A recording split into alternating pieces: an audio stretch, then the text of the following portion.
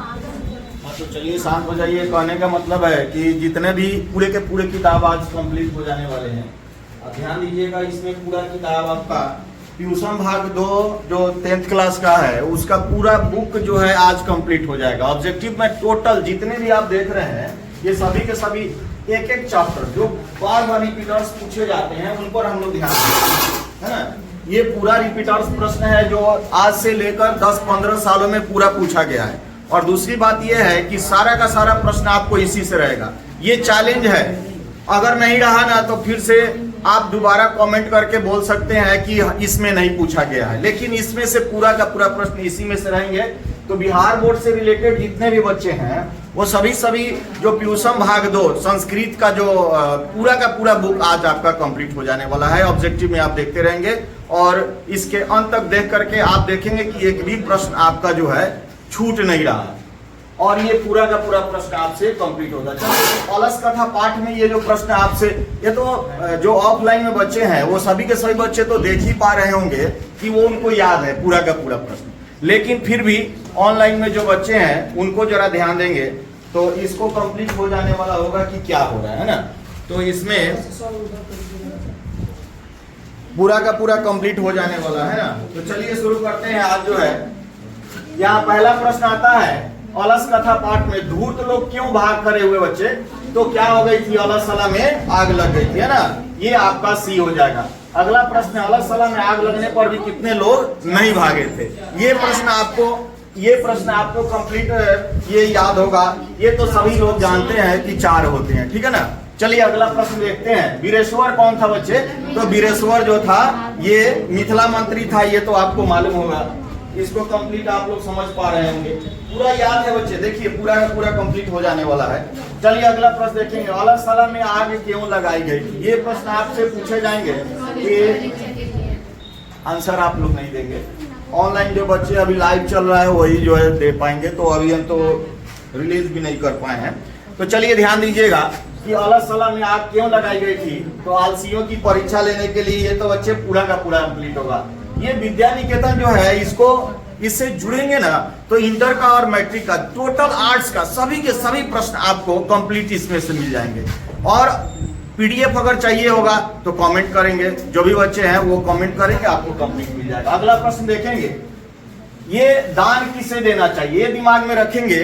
ये बृज व्याघ्रस्य कथा पाठ से लिया गया है कि दान किसे देना चाहिए, ब्राह्मण को नहीं, गरीब को नहीं, ऐश्वर्यमान का भी नहीं, अनुचर को। अनुचर किसे कहते हैं, कोई उठ के कहे, अनुचर जिसको आप जो है कभी जिस पर कुछ उपकार नहीं किए हो उसे दान देना चाहिए। दूसरी बात एक चीज और बताया गया है, किसे सात्विक दान माना गया है। सात्विक दान किसे माना गया है बच्चे, तो याद दीजिए, जो दान पात्रों के देकर दिया जाए, जो दान गरीबों को दिया नहीं, ऐसा नहीं होगा। जो दान देश काल और पात्र के अनुसार दिया जाए, तो प्रश्न का ये 5वां का पहला होगा ये। अगला प्रश्न देखेंगे, किसके अभाव में ज्ञान भार के समान होता है, तो क्रिया बिना ज्ञान भार के समान होता है। ये तो पहले ही आपको बता दिया गया था कि क्रिया के अभाव में ज्ञान जो है भार के समान होता है। पूरा का पूरा हिंदी में पूछा जाएगा बच्चे, और संस्कृत में पूछा जाएगा। तो इसके बाद लास्ट में पूरा का पूरा संस्कृत में भी आपको बताते चले जाएंगे, अंत तक बने रहेंगे, ठीक है ना। चलिए जैसा कि आपको बताए थे, ये प्रश्न 2016 में पूछा गया था बच्चे कि वेदाहमेतम पुरुषम महांतम, ये जो है अलस ये जो है पहला मंगलम शीर्षक पाठ से लिया गया है, वेदाहमेतम पुरुषम महांतम। ये प्रश्न अब जो है ये प्रश्न आ जाता है कि वेद जानने वाला पुरुष महान होता है, और ये किस उपनिषद से लिया गया है, जबकि आपको हम बता दिए थे कि ये जो है किस उपनिषद से। तो ये अंतिम है, 5वां है, श्वेताश्वतर उपनिषद से लिया गया है। अगला जो है अनोरण्यान महतो मह्यान, यह मंत्र जो है किस उपनिषद से लिया गया बच्चे, बार बार पूछा जाता है किस मंत्र से, अनोरण्यान महतो मह्यान, याद है कौन सा उपनिषद से, कठोपनिषद से लिया गया है। तो आप लोग जरा कमेंट करके बताएंगे कौन सा उपनिषद से, कठोपनिषद से लिया गया है। अगला है महतो मह्यान का, ये तो सभी बच्चे जानते हैं, आत्मा, महान से महान क्या है, आत्मा। अगला प्रश्न है जिसके कारण देवलोक का प्रशस्त है, किसके कारण, तो सत्य से, है ना। और कैसे पुरुष नाम रहित होकर परम ब्रह्मा को प्राप्त हो लेते हैं, तो ये ज्ञानी लोग जो होते हैं ये ज्ञानी, इसमें दिव्य पुरुष भी पूछा जाएगा, ज्ञानी पुरुष भी पूछा जाएगा। और किसके मोक्ष प्राप्ति का साधन माना गया है, तो सत्य को जो है ये दिमाग में रखेंगे। मंगलम शीर्षक पाठ में सभी के सभी सत्य पे ही आधारित है और सत्य को ही हम परम पुरुष को ही ये महिमा का बखान किया गया, इसलिए सत्य और परम पुरुष को ध्यान देंगे। अगला देखें किम जयते, ये संस्कृत में पूछा जाएगा किसकी जीत होगी, तो बच्चे यहाँ पर हो जाएगा ये होगा सत्य, ठीक है ना, ये दिमाग में रखेंगे बच्चे, तो ये हो जाएगा सत्य, है ना, सत्य की। अगला है नदियों के विहाय, यह नदी क्या छोड़कर समुद्र में समुद्र में मिल जाती है बच्चे, क्या छोड़कर, तो ये हो जाएगा आपका नाम रूप, ये हिंदी में पूछा जाएगा। अगला प्रश्न है मंगलम पाठ कहाँ से संकलित है, वेद से, पुराण से, उपनिषद से, वेदांत से, तो वेद से नहीं, ये कहाँ से लिया गया है, उपनिषद से। वेद कितने तो आपको पता है, पहले बार बता देते, वेद 4 होते हैं, वेदांत 6 होते हैं, पुराण 18, उपनिषद 108, एक बार एक सांस में आपको पूरा का पूरा याद है। अगला प्रश्न देखेंगे नदियां नाम और रूप को छोड़कर किसमें मिल जाती है, समुद्र में, मानसरोवर, तालाब और झील में, तो आप सीधे सीधे जानते हैं ये समुद्र में हो जाएगा। महान से महान क्या है बच्चे, महतो महियान का होता है, सीधे सीधे बता गया है आत्मा होगा। किसकी विजय नहीं होगी, यहां ध्यान दीजिएगा, यहां पूछ रहा है नहीं होगी, है ना, ये किम न जयते वाला सिस्टम है ना ये बच्चे, ध्यान दीजिएगा, तो किसकी विजय नहीं होगी, तो ये असत्य की। अगला प्रश्न आपसे पूछा जाएगा, बने रहेंगे, पूरा का पूरा कंप्लीट हो जाएगा। ये तो कोई बच्चा ही बता देगा कि पटना किस नदी के किनारे बसा हुआ है, तो ये गंगा हो जाएगा बच्चे, ये कंप्लीट आपको जानकारी है ना। चलिए अगला प्रश्न देखेंगे, मेगास्थनीज किस शासक के समय पटना आया था, तो चंद्रगुप्त मौर्य के समय आया था बच्चे, ये आपको मालूम होगा, ये प्रश्न आपसे पूछा जाएगा। उसके बाद पाटलिपुत्र की पुत्र रचना का आधार पर पटना का कौन सा नाम है, पाटलिपुत्र के नाम पर क्या नाम रखा गया था बच्चे, तो पाटलिपुत्र, है ना, ऐसे पूछा जाएगा, घुमा करके पूरा का पूरा प्रश्न पूछे जाते हैं, ये दिमाग में आप लोग रखेंगे। अगला, पटना में कौमुदी महोत्सव कब मनाया जाता है, गुप्त शासन काल, अशोक के समय, मुगल शासन के समय, अंग्रेजों के समय, तो ये पूरा का पूरा गुप्त वंश शासन काल में। और एक चीज और बता दे, शरद काल में यानी ठंडा ऋतु में ये एक बहुत बड़ा उत्सव मनाया जाता था, है ना। अगला प्रश्न देखेंगे बच्चे, मेगास्थनीज किस देश का था, ये तो आपको मालूम है, यूनान का था, है ना। अगला, पाटलिग्राम के बारे में बुद्ध ने क्या कहा था, ये तो बहुत बार बताया जा चुका है कि पाटलिग्राम के बारे में बुद्ध ने क्या कहा था, तो पाटलिग्राम की यह बाढ़ से सदैव आक्रांत रहेगा, यह अग्नि से, यह कला से, तो ये हो जाएगा उक्त जो है सभी। देखिए कैसे घुमाकर पूछा जा रहा है बच्चे, और ये विद्या निकेतन जो है इसको सब्सक्राइब कर लेंगे ताकि ऑब्जेक्टिव सब्जेक्टिव सभी के सभी अंत तक जो है आपको मिलता रहेगा, ये कंप्लीट आप लोग दिमाग में रखेंगे बच्चे। अगला प्रश्न देखेंगे, इसमें काव्य मीमांसा ग्रंथ के रचयिता कौन है, तो ये तो आपको पहले से ही मालूम है, ये राजशेखर हो जाएंगे काव्य मीमांसा ग्रंथ के। इनमें से कौन सा नाम पटना का नहीं है, तो आपको मालूम है पाटलिपुत्र है, ये कुसुमपुर है, पुष्पपुर है, लेकिन फूलपुर नहीं है बच्चे।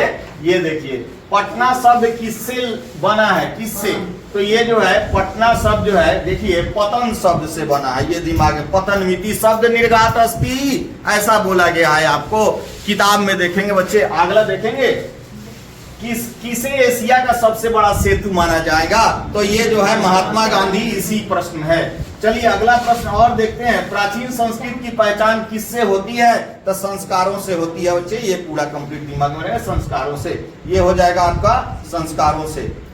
अगला प्रश्न देखिए, सीमोंत नयनम, सीमोंत नयनम, गर्भाधानम पुंसवनम और सीमोंत नयनम केसु संस्कारेषु गण्यते, संस्कृत में है लेकिन हिंदी में है, किस प्रकार का संस्कार है बच्चे, तो जन्म से पहले, जन्म से पहले। उसके बाद प्राचीन काल में शिष्य को क्या कहा जाता था, ब्रह्मचारी कहा जाता था।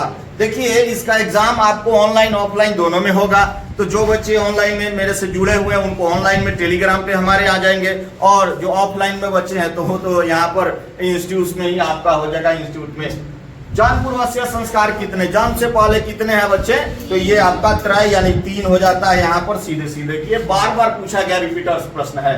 सप्तपदी क्रिया किस संस्कार में संपन्न होती है बच्चे, तो ये जो है किस चीज में होती है सप्तपदी, ध्यान दीजिएगा इसमें, तो ये हो जाता है आपका विवाह में, है ना। अगला प्रश्न देखिए, प्राचीन संस्कृति का ज्ञान किससे होता है, तो ये संस्कार से होता है। अगला बाल्यावस्था में यानी शैशवावस्था यानी बचपन में कुछ भी पूछेगा ना कि कितने संस्कार होते हैं तो 6 हो जाते हैं। जातकर्म, नामकरण, निष्कर्मण, अन्नप्राशन, चूड़ाकरण, कर्ण भेद, ये 6 हो जाते हैं। ये शैशवा में यानी बचपन में यानी बाल्यावस्था में कुछ भी पूछा जाएगा, नो टेंशन, कोई प्रॉब्लम नहीं है। इनमें से जन्म पूर्वस्य संस्कार, इनमें से देखिए कैसे घुमाकर पूछा कि जन्म पूर्वस्य संस्कार नहीं है तो गर्भाधानम, पुंसवनम, सीमोत्तानम तो है, अन्नप्राशनम नहीं है। चूंकि अन्नप्राशनम आपको शैशव में होता है इसलिए ये इसमें नहीं है। केशांत संस्कार किस प्रकार का, केशांत कहां से होता है बच्चे, तो केशांत आपका कहां से होता है, किस कहां से, शिक्षा संस्कार में होता है। केशांत संस्कार आपको 5, जो आपको शैक्षिक संस्कार 5 होते हैं उसमें से ये पूछा गया है तो 5 याद रहेगा तब ना आप देंगे।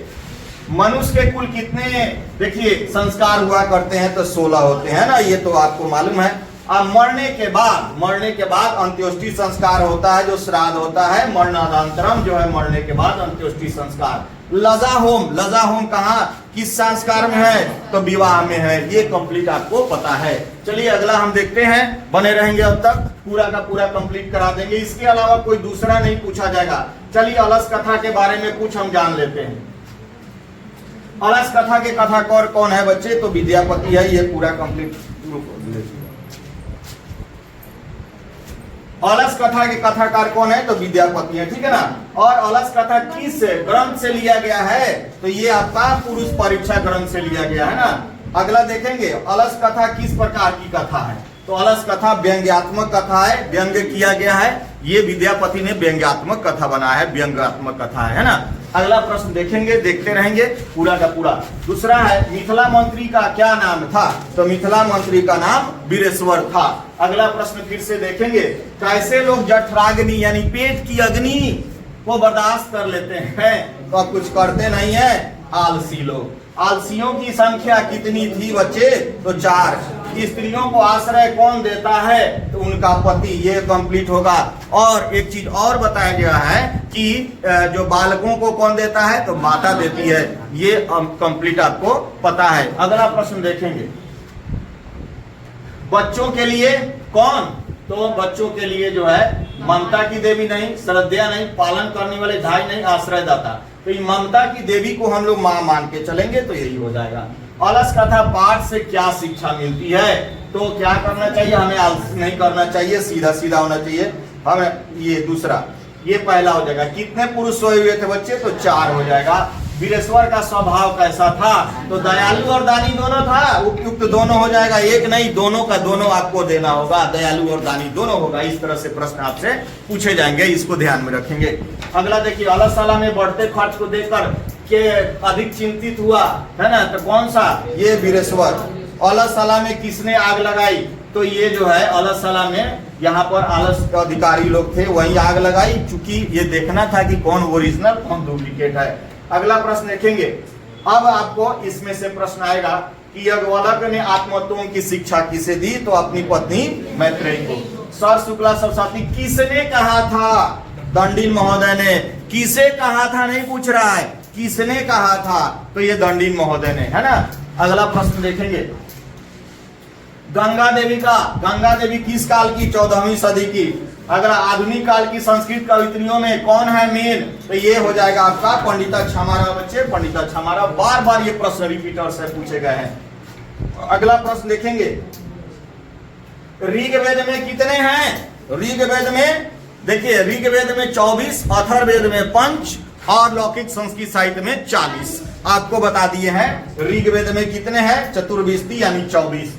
याज्ञवल्क्य की पत्नी कौन थी बच्चे तो मैत्रेयी थी, सीधे सीधे आपको मालूम है। महाभारत में किस लेखिका का उल्लेख है तो ये जो है देखिए ये सुलभा जनक के दरबार में गार्गी रहती थी, ये कंप्लीट आपको दिमाग में आना चाहिए। अथर्ववेद में कितने हैं तो अथर्ववेद में 5। और बृहदारण्यक उपनिषद में किस विदुषी का वर्णन है तो यमी अपला उर्वशिनी, यमी अपला उर्वशी तो उसमें है तो इसमें आ जाएगा मैत्रेयी। राजा जनक के सभा में कौन रहती थी तो राजा जनक के सभा में रहती थी गार्गी रहती थी। चलिए अगला देखेंगे, पूरा का पूरा कंप्लीट आपका हो जाने वाला है। आज तो पूरा मतलब किताब ही कंप्लीट हो जाएगा। चलिए अब जरा सा विदुर नीति किस ग्रंथ का अंश विशेष है? तो ये विदुर नीति जो है, देखिए महाभारत का नीति श्लोका पाठ में किससे प्रश्न कर रहा है, कौन किससे प्रश्न कर रहा है? तो आपको एक बताए थे कि युधिष्ठिर विदुर से नहीं, विदुर धृतराष्ट्र नहीं, धृतराष्ट्र विदुर से प्रश्न कर रहा है ना। पंडित किससे घबराते नहीं है? तो उक्त सभी से हो जाएगा, भय से, अनुचर अनुराग से, भय से, तो वही तो पंडित है, मेन वही पंडित कहलाते हैं ना बच्चे। आगे देखेंगे कौन पंडित कहलाने योग्य है, कौन? जो सभी कार्यों के तरीकों को जानता है, जो संपूर्ण भौतिक पदार्थों के सत्य को जानता है, यानी उक्त दोनों हो जाएगा, ये दोनों का दोनों। मूर्ख लोग की पहचान क्या है? बिना बुलाए कहीं जाना, बिना पूछे किसी को वस्तु को उठाना और बिना बात के झगड़ा करना। ये जो है उक्त सभी की बात नहीं हो जाएगी, बिना बुलाए कहीं जाना, ये दिमाग में रखेंगे, ये हो जाएगा आपका। देखिए ये बिना बुलाए कहीं जाना। अनाहुत का प्रविष्टि अपृष्टो बहुभाषते अविश्वस्ते विश्वस्ति मूढ़ चेता नराधम, ये आपको नीति श्लोका में आपने देखा। इनमें से शांति का उपाय क्या है? शांति किससे मिलती है? तो क्षमा कर देने से। उत्तम शांति मिलती है क्षमा कर देने से। इनमें से नरक का द्वार कहा गया है, किसे कहा गया है? तो काम क्रोध लोभ को नरक का द्वार कहता है। दीर्घ सूत्रता का मतलब क्या होता है? यानी देर से काम करना, ये दीर्घ सूत्रता का मतलब होता है। धर्म की रक्षा किससे होती है? तो धर्म की रक्षा आपका सत्य से होती है। आगे देखेंगे योग की रक्षा किससे होती है? तो योग की रक्षा जो है, आप विद्या की बात करते हैं, विद्या की। और स्वच्छता से किसकी रक्षा? स्वच्छता यानी कि ऑप्टन लगाने से, तो यहाँ हो जाएगा क्या? रूप की रक्षा हो जाएगी, रूप की रक्षा। अगला देखेंगे वंश की रक्षा, वंश यानी खानदान की रक्षा, तो धर्म से हो जाएगा, सदाचारण से होगा, सदाचारण से। अगला प्रश्न देखेंगे, ये आपको क्लियर कर दिए हैं। इसमें जो है आप ध्यान देंगे कि चैनल को जो है सब्सक्राइब करके और इसको जरा सा शेयर कर देंगे। जो बच्चे ऑफलाइन में नहीं पढ़ रहे हैं उनके लिए थोड़ा सा सुविधा हो जाएगा बच्चे, तो इसको ध्यान में रखेंगे, इसको शेयर जरूर कर देंगे। जो नहीं भी पढ़ते उनको जो है लाभान्वित हो जाए इसमें। आगे देखेंगे, ये सभी आपको बता दिए, इसमें कंप्लीट हो गया है। अब जो है कुछ और बातें देखेंगे इसमें। आजकल अध्ययन का विषय क्या है? आजकल अध्ययन का विषय जो है शास्त्र है ना। और न्याय दर्शन के प्रवर्तक कौन है बच्चे? न्याय दर्शन के कौन है? गौतम।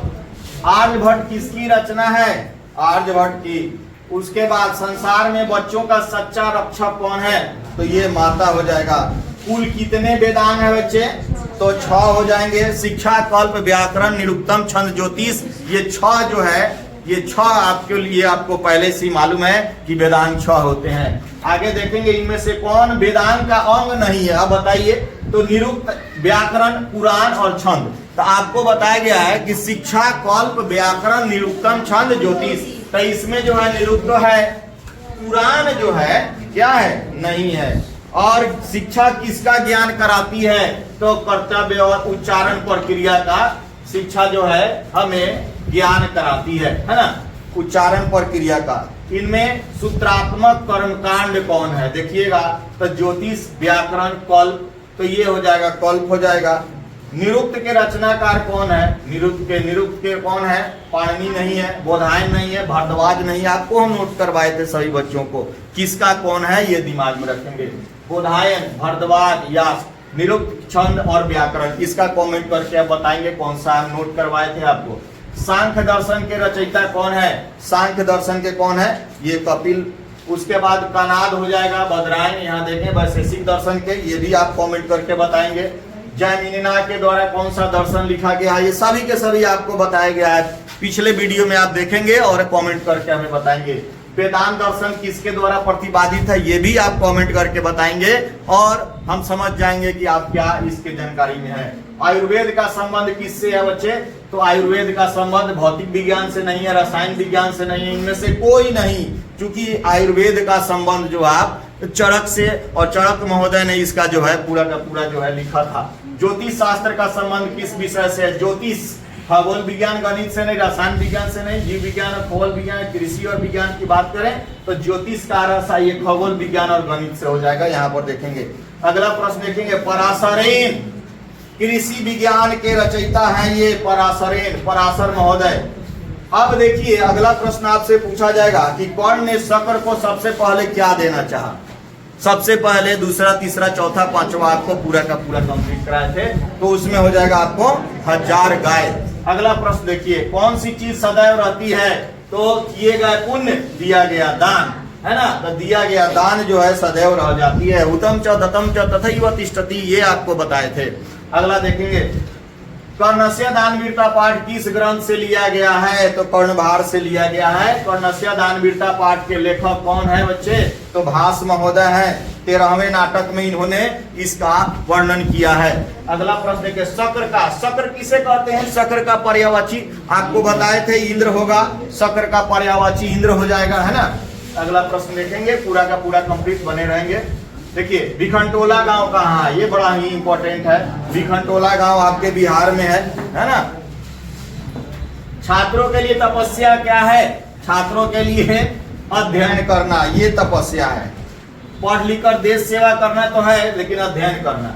केंद्रीय लोक सेवा आयोग की परीक्षा में उत्तीर्ण होने वाले बालक का नाम क्या था बच्चे, तो राम परवेश राम था। सीधे सीधे आपको मालूम है, छोटा सा जो बच्चा जो है कितना गरीब परिवार से बिलोंग करता था, कहां तक पहुंच गया।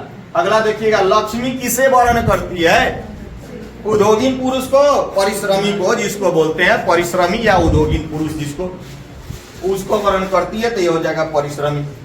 ये विद्या निकेतन को सब्सक्राइब कर लेंगे ताकि जो है अंत तक आपको मिलता रहे। चलिए, व्याघ्र कथा के रचयिता कौन है, तो व्याघ्र कथा के रचयिता आपका जो है नारायण पंडित हो जाएंगे। बूढ़े भाग के हाथ में क्या था, सोने का कंगन था बच्चे। और किसकी सदगति नहीं होती है, लोभ करने वाला, झूठ बोलने वाला, दूसरों की बुराई करने, इष्ट से ये होगा, अनिष्ट से इष्ट की उपेक्षा रखने वाला, ये दिमाग में रखेंगे। अगला प्रश्न देखिए, भिखंटोला गांव कहाँ है, तो भिखंटोला गांव आपका बिहार में, ये बता दिया आपको, पूरा का पूरा कंप्लीट है। एक चीज और देखेंगे, यहाँ देखिए, मंदाकिनी वर्णन पाठ रामायण के किस कांड से लिया गया है बच्चे, तो अयोध्या कांड से लिया गया है। अगला है, मंदाकिनी वर्णन पाठ के कवि कौन है, तो मंदाकिनी पाठ तो ये वाल्मीकि जी को बता, ये जो है। उसके बाद जो है, रघुवंश के रचनाकार कौन है, रघुवंश के रचनाकार कालिदास है। अभिज्ञान शकुंतलम, मेघदूतम, रघुवंशम, ये सभी के सभी लिखने वाले कालिदास हैं। उन्होंने इस बात का चर्चा किया था। मंदाकिनी नदी किस नदी के तट पर है बच्चे, तो ये आपका चित्रकूट, चित्रकूट, ठीक है ना, चित्रकूट पर्वत के निकट बहती है, ये आपको पता होना चाहिए। चलिए, स्वामी दयानंद के बचपन का नाम जरा बताएंगे। स्वामी दयानंद के बचपन का नाम मूल शंकर है। स्वामी दयानंद ने किस समाज की स्थापना की थी, तो ये जो है आर्य समाज की स्थापना की थी।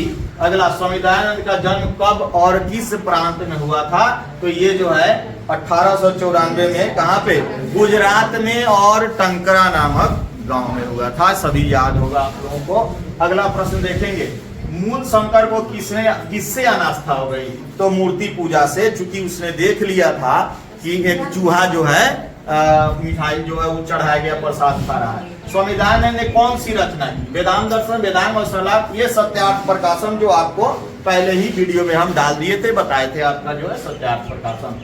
स्वामी दयानंद को मुख्य रूप से क्या माना जाता है, तो समाज सुधारक माना जाता है, शिक्षा सुधारक, तो दोनों हो जाएगा, इस दोनों में। उसके बाद डीएवी विद्यालय समूह किस समाज से जुड़ा हुआ है, तो आर्य समाज से। यहाँ पर कुछ और आएंगे, धूर्त लोग क्यों भाग गए, अलसला में क्या, अलसला में आग लग गई थी इसलिए भाग गए। अगला देखेंगे, अलसला में आग लगने पर भी कितने लोग नहीं भागे, तो 4 हो जाएंगे। उसके बाद वीरेश्वर कौन था, तो मिथिला का क्या था, मिथिला का मंत्री था। अलसला में आग क्यों लगाई गई, आलसियों की परीक्षा लेने के लिए, सभी आपको बता दिया गया है।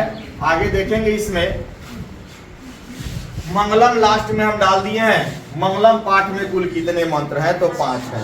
और दूसरा, सत्य का मुख किस पात्र से ढका हुआ है, तो हिरण्यमेन पात्र से। और सत्यमेव जयते नानिर्तम, ये डॉट डॉट दिया हुआ है, पूछा गया है किस पाठ से लिया गया है, तो मुंडक उपनिषद से लिया गया है ना। यथा नदास्यन मानम समुद्र मस्तम वसंती नाम रूपे विहाय, ये आपसे पूछा गया है। पूछा गया किस उपनिषद से सबसे नीचे कौन सा है, तो ये हो जाएगा मुंडक उपनिषद। अगला प्रश्न देखिएगा, कैसे लोग संसार में दुर्लभ है, अप्रिय सत्य बोलने वाला। कौन सा, जो अप्रिय हितकारी वचन बोले, है ना, वो लोग दुर्लभ है, जल्दी मिलते नहीं है। उसके बाद किसकी विशेष रूप से रक्षा की जानी चाहिए बच्चे, तो स्त्रियों की विशेष रूप से रक्षा की जानी चाहिए। स्त्रियों की विशेष रूप से रक्षा की जानी चाहिए। कौन किसका नाशक नहीं है, तो क्षमा तो क्रोध का नाश कर देता है, विनय से अपयश का, पराक्रम से अनर्थ का, और सदाचार से शिष्टाचार का। यही जो है केन षड दोषा हतव्या, किसके 6 दोष होते हैं, तो ये जो है यहाँ परमात्मनम, यहाँ जो है सर्वभूतानाम आत्मना परमात्मना मूर्चेता, तो ये हो जाएगा परमात्मना का होगा। विजयंता का वर्ण कैसा था बच्चे, तो श्वेत वर्ण था, सांवली रंग की थी। अगला प्रश्न देखेंगे, चालुक्य वंशीय राजा चंद्रमृति की रानी को क्या कहा गया है, तो देखिएगा विजय भट्टारिका, श्वेत है, सॉरी, ये हो जाएगा श्याम वर्ण, ठीक है ना, ये श्याम वर्ण हो जाएगा। चलिए अगला देखेंगे, विजय भट्टारिका का ही दूसरा नाम क्या था, विजय भट्टारिका का दूसरा नाम क्या था, विजयंका, ठीक है ना। विजयंका का समय क्या था, तो 14वीं हो जाएगा। और पंपन राय की पत्नी कौन थी, तो गंगा देवी थी। और मधुरा विजयम किसने लिखी, तो गंगा देवी ही मधुरा विजयम लिखी। वरद अंबिका परिणय के लिखने वाली कौन थी, तिरुवलंबा लिखी थी, जो कंपन राय की पत्नी थी। तिरुवलंबा कौन थी, तो तिरुवलंबा जो है कंपन राय की पत्नी थी। आगे देखेंगे, शंकर चरितम किसने लिखा, तो पंडिता क्षमा राव ने लिखा। शंकर पांडुरंग पंडित की बेटी थी, है ना। इनमें से वर्तमान काल की संस्कृत कवित्री कौन नहीं है, तो पुष्पा दीक्षित है, मिथिलेश कुमारी मिश्र है, ये आपाला नहीं है। ये आपका 5 को जो बताए थे उसमें 5 में से इसमें से। अगला देखेंगे, सिखों के किस गुरु का संबंध पटना से है, किससे है, तो गुरु गोविंद सिंह से है। अगला, बिहार के किस शहर में गोलघर है, ये तो सब कोई जानते हैं बच्चे, पटना में गोलघर है। अब देखिए पटनेती शब्द, पटन पटन पटनेती, तो पटन देखिए पटनीति पटनीति हो जाएगा, यहाँ पर ये हो जाएगा। पटना का इतिहास कितना वर्ष पुराना है, 2500 वर्ष। कुटनी मातख्यम काव्य के रचयिता कौन है, दामोदर गुप्त हो जाएंगे।